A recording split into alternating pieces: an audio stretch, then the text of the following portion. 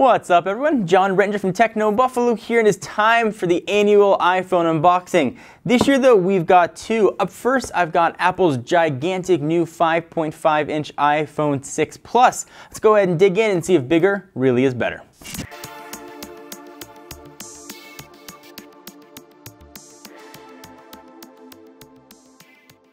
So the box for the new iPhones is relatively nondescript. Don't even have a picture really of the device, just sort of a raised image of the phone is embossed on it. You really have no idea what color it is except for the side of the box. If you got a gold version, it'll show up as gold there. If you have a silver, it'll show up as silver, or space gray, it'll show up as space gray. We are unboxing a 64 gig space gray model. I'm gonna bring back an old friend. We've got Senior Stabby here, the obligatorily unnecessary gigantic unboxing knife. Let's go ahead and cut the plastic and try not to cut any fingers. I had a chance to play with both these devices at Apple's announcement event about a week and a half ago in Cupertino. I came away really impressed with the look and feel of both the 6 and the 6 Plus. So really you can pick whichever phone is best for you. If you guys are looking to pick one of these up, if you do buy an AT&T version at full retail price, it will be unlocked, just as a small PSA. All right, so we got the plastic off. We'll go ahead and slide the device out of here. And there is the giant iPhone. Again, this is the 64 gig space gray 6 Plus. Looking really nice. It's kind of a lighter space gray than they had last year. Push it off to the side for a quick sec. So what else we're going to have inside of the box. We've got now a much larger envelope. You've got iPhone 6 Plus, 2 Apple stickers, and some phone info.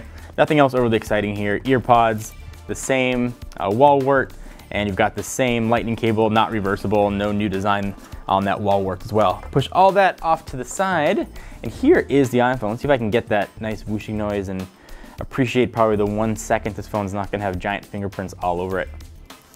That was pretty satisfying. I'll go ahead and power it on and we'll run through all the specs on it. So the big story on the 6 Plus is the screen. It has just grown quite a bit. It is now a 5.5-inch screen. It's a Retina HD display with a resolution of 1920 by 1080. And if you can do math quickly in your head, it means it's got a 401 PPI, which is an increased PPI over a last generation device. The thing weighs 6.07 ounces or 172 grams. It is 7.1 millimeters thick, and if you're keeping track at home, that's 0.2 millimeters thicker than the iPhone 6. The screen has a couple new things in it. It's got dual domain pixels for supposedly a wider viewing angle. Powering this guy is the latest generation A8 chip with 64-bit architecture. It also has the new M8 Motion coprocessor also on board. The folks at iFixit tore this sucker down. They saw the battery is 2,915 milliamp hours. Just for comparison, it was 1,560 on the 5S. They also found the same 1 gig of RAM found on last generation's phone. The back is still 8 megapixel, and you're probably saying, John, they didn't do much about it. Now has optical image stabilization and focus pixels, which supposedly make for really quick autofocusing. The optical image stabilization obviously will stabilize your video, but also should take great low light shots as well because it can keep the exposure open for a little bit while longer. You can of course do 1080p video at 30 or 60 frames per second. The front-facing camera is a 1.2 megapixel sensor. The colors are the same as last year, space gray, silver, and gold. They vary a little bit with what they look like versus the 5S. Available in 16, 64, or 128, no more 32. Pricing is going to be $299, $399, or $499 on contract. So a quick tour of the phone here. It's very familiar iPhone. You've got that new 5.5-inch screen. You've got your home button with Touch ID, and of course that'll be used for Apple Pay as well. On the left-hand side of the device, you've got a volume up and down and your profile switch, which I really like that Apple has on their devices. On the right-hand side, you now have your power and lock button, nano SIM tray, which all phones are going to have. A redesigned speaker grill on the bottom. You also have a lightning port, 3.5mm headset jack, and noise canceling mic.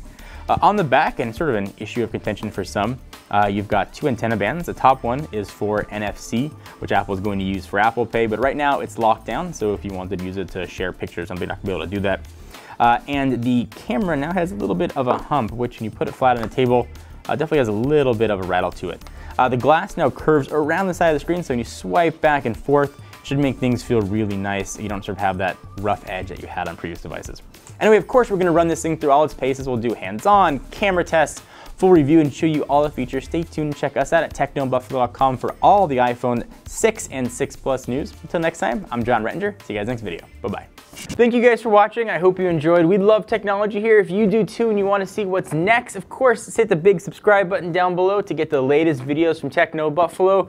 And we just launched our new Twitch channel, so if you want to see us game, albeit sometimes a little bit horribly, check us out at twitch.tv/technobuffalo.